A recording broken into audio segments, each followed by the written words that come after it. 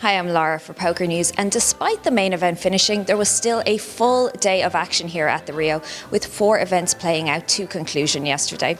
First up was English poker pro Benny Glaser, who secured bracelet number 4 in the 10k RAS for $274,693. It was the end of a solid series for Glaser, who kicked things off by finishing runner-up in the 25k horse, 9th in the 10k horse, followed by 3rd in the 10k no-limit juice to 7 low ball draw.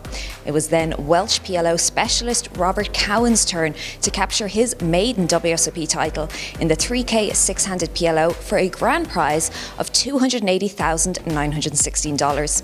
Also winning their first bracelets were Jason Wheeler in the 800 no-limit hold'em deep stack for $202,274 and Ole Shimian in the 1979 Hall of Fame bounty for $172,499.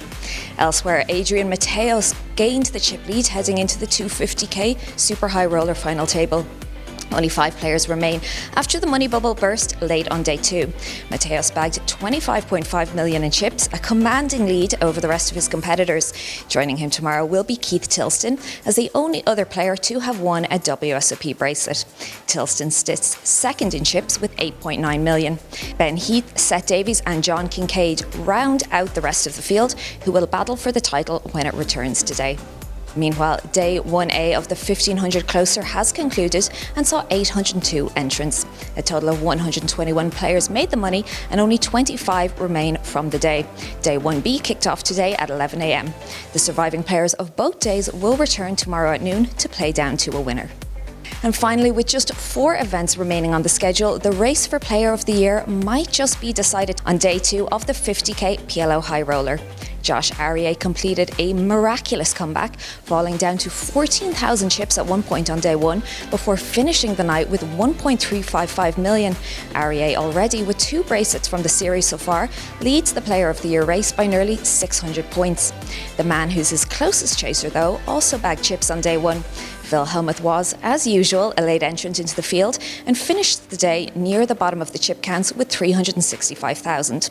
A win in this event will not only earn the champion $1,188,918 and the bracelet, but will also be worth more than 1,000 Player of the Year points.